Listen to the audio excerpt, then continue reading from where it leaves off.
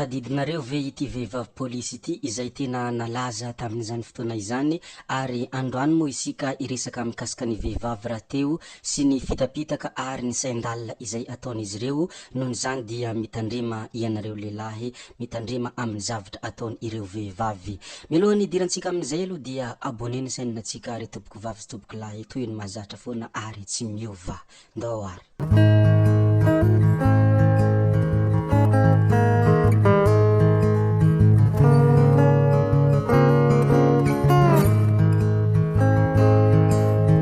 Ity vehivavy polisy ity dia nisy renim-pianakaviana iray sendra nandalo teo ankaikin'ny bureau polisy Anosy no nihetsy jaza tampoka ka niteraka teo amoron-dalana ny alakamisy mo ino andro iny zay vao nahita izany ity polisy vehivavy mpiambina ny vavahady ity dia namonjy azy avy hatrany ary nanakana fiara hitondra azy any amin'ny toeram-pitsaboana. Afatra soamantsara ny ainy ilay zaza sy ny reniny somary efa elaela ihany moa ity zavatra ity zay sao de mitady misy hanadino ka tsara ihany ampitsahivina an'izany koa dia fanajana be ho an'ity polisy vehivavy ity. Androany moa isika hiresaka mikasika any vehivavy sy ny fitapitaka izay ataon'izy ireo ao anatin'ny fiarahana amin'ny olontiana. Matetika ny vehivavy foana ny tena mpamitaka, matetika ny vehivavy foana tena misy saindalina hafahafa ary tsy takatra ny sain'ny lehilahy ny zavatra ataony ao an-tokantrano noho izany dia mitandrema isika lehilahy. Omeko ohatra vitsivitsy ny lehilahy mba ahafahana mandinika sy mamakafaka hoe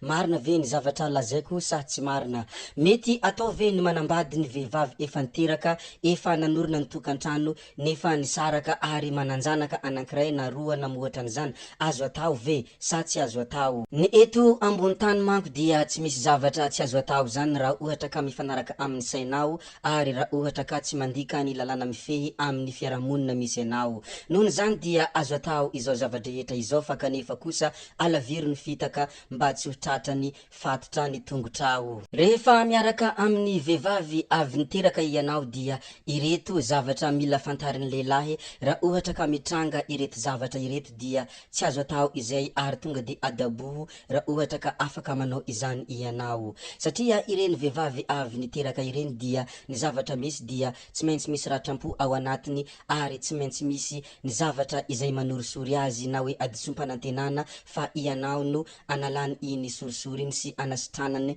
ny fony. Fantatry ireo vehivavy fa sakotra amin'ny lehilahy izay mbola tsy mananjanaka ny hiaraka amin'olona izay efa niteraka ary na ray aman-dreniny ilay lehilahy aza dia tsy hanaiky an'izany velively raha ny tena sitrapony fa ny fitiavana manko dia tsy fanerena rehefa iny ny tiany zanany dia manaiky fotsiny ny ray aman-dreny. Noho ny fahafantaran'ny vehivavy hoe sakotra leferina ny miaraka amin'olona izay efa niteraka dia ataony ny hevitra rehetra ao anatin'ny fiarahana mba hanasana ny sainy ilay lehilahy mba hanaiky azy ary mba tsy hanontonona iny zavatra iny satria tena marary ho an'ny vehivavy raha ohatra ka iny zavatra iny foana tonotononona. Manangona ireo hevitra rehetra ary mizaha tohan-kevitra rehetra izay tsara indrindra mba handemena ny sain'ny lehilahy ireo vehivavy efa niteraka raha ohatra ka miaraka amin'ny lehilahy izay mbola tsy niteraka. Ny testa izay tokony ataon'ny lehilahy voalohany raha ohatra ka tena tianao ilay vehivavy ary raha ohatra ka tena tsy misy zavatra hafa no iarahany aminao na hoe fanasitranam-po fotsiny fa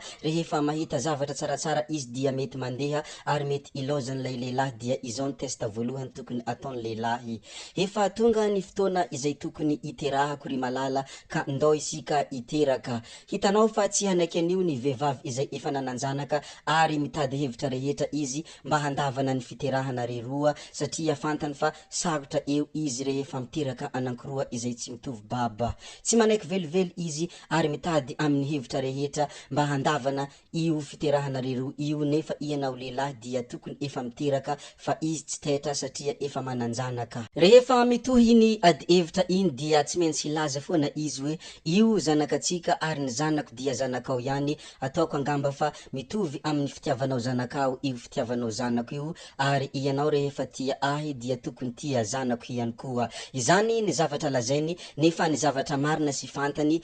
fa tsy zanaka io ary tokony miteraka ianao kanefa tsy ekeny izany zavatra izany. Rehefa tafiteny am'izay ianao noho ny atezerana ka milaza hoe zanakao anie io fa tsy zanako eo fa mihitatra le resaka lasa izy ndray miteny hoe ay ve ny zanako tsy tianao, ny zanadrafinao ve ny zanako, inona ny tokony hiaranao amiko sy ny sisa mivoaka daholo zao hevitra rehetra izao eo ny ahafantaranao fa vehivavy dia mpamitaka ary mpametsifetsy ny lehilahy foana ny asany ao an-tokantrano fa izy dia mody malemilemy, mody manao fanaka malemy nefa fanaka mampalemilemy. Laniny fotoana eo ianao ary efa tokony hananjanaka nefa fantatra isika rehetra lehilahy fa izany zanaka izany dia arena sarobidy ary tokony manana izany ny tsirairay satria ny zanaka dia natao handova ary natao handimby ianao reny fa ianao dia laniny fotoana satria izy efa manana ka tsy misy mahataitaitra azy. Fa raha samy efa niteraka indray ny lehilahy sy ny vehivavy raha ohatra ka miaraka tsy misy maharatsy izany ary mety ho tsara raha teo ny tokantranon'izy ireo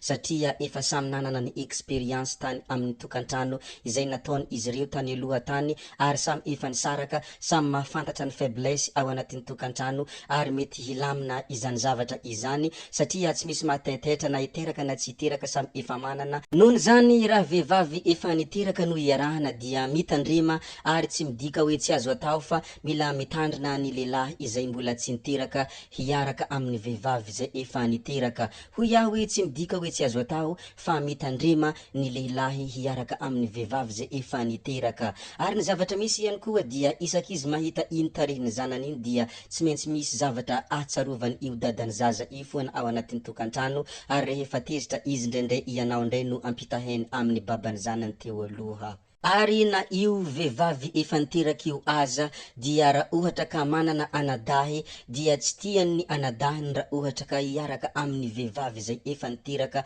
ary izy mety tsy manaiky ka hilaza amin'ny anadahiny antsokosoko hoe tsy aleo ve mitady vehivavy mitovy aminao izay vehivavy mbola tsy niteraka no alainao vady ary rehefa tsy manaiky izany ny anadahiny io anabaviny io mihitsy no mitady fika rehetra mba hampisaraka izy ireo. Zavatra misy zany fa tsy hoe zavatra niforontoronina ary nitanjona eto dia tsy hanaratsy vehivavy akory fa milaza ny zava-misy ny marina manko indraindray mandratra maranitra toy ny sabatra ary tsy zakan'olona rehetra izany fahamarinana izany. Ndeha ary ho jerevantsika ireto fanehoan-kevitran'olona vitsivitsy reto tao anatin'ny tambajotra mba hiarahantsika vakina sy hiarahantsika mihaino ny zavatra izay navoakan'izy ireo. Ity zao misy vehivavy anankiray nilaza hoe misy vehivavy dia tena hitanao mihitsy hoe efa niteraka voalasa manja metimety aminao. Tandremo ny fakapanahy ry zalahy. Izany no hevitra izay navoakany hita amin'ity publication izay ataony ity mihitsy fa hoe manao lavage de cerveau ho an'ny lehilahy izy ary hita mihitsy fa efa niteraka ity olona nanao publication ity ka mandresy lahatra ny lehilahy hoe ny vehivavy efa niteraka dia voamay manja ary voamay lasa metimety ka mitandrema hoy izy. Izany dia sarkasma mba hanomezana lanja ny vehivavy izay efa niteraka nefa izy dia tsy nandefitra tao amin'ny tokantrano izay nisy azy koa dia tsarov fa tsy maintsy misy fôtina foana ny nampisaraka anareo fa ny lehilahy dia tsy diso zato isan-jato izany. Be dia be moa ny ady hevitra tao anatin'io groupe io, ny lehilahy koa moa dia mamoaka ny heviny. Ndeha hijerevantsika ny hevitra izay navoakany ity namana ity. Lehilahy moa izy nanao ity publication ity ary tena natezitra vehivavy maro mihitsy ny hevitra izay navoakany sy ny fanehoan-kevitra izay nataony tao anatin'ny groupe. Nefa zavatra marina io lazainy io ary ny lehilahy rehetra dia manana faniriana sy fikasana toy ny fikasana ity lehilahy nanao publication ity. Hoy izy nilaza tao anatin'ny groupe ny hoe tsy premier choix aminay lehilahy ny hampakatra vady vehivavy efa niteraka raha azonay natao dia nampiakatra vehivavy virgine izahay. Izany ny fanehoan-kevitra ity namana ity. Zavatra tsy lainga izany ary zavatra tena marina. Ny lehilahy rehetra dia manana faniriana ny hampiakatra vehivavy virgine ho ataony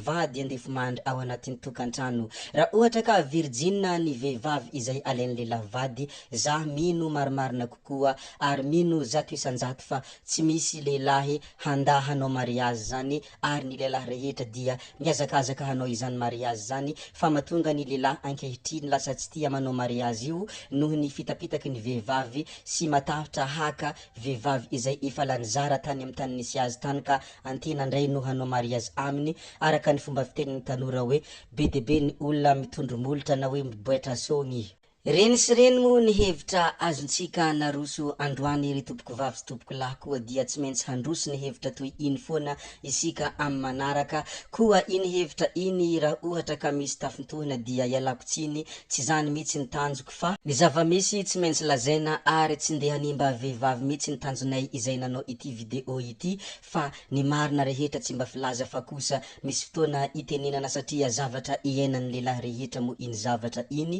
ary be de be ny lehilahy mijaly noho ny herisetra izay ataon'ny vehivavy koa dia mitandrema ny lehilahy izay miaraka amin'ny vaiavy efa niteraka zay kony amin'iny ry tompoko vavy sy tompoko lahy koa dia hametra beloma izahay tsy ataonay lavakory ny resaka hody izahay sao dia fa ianareo kosa mazotoa amin'ny zavatra rehetra izay atao ho ela velona ary ho ambina amin'ny zavatra rehetra izay kasaina zay fa gaby oie tsao tsao.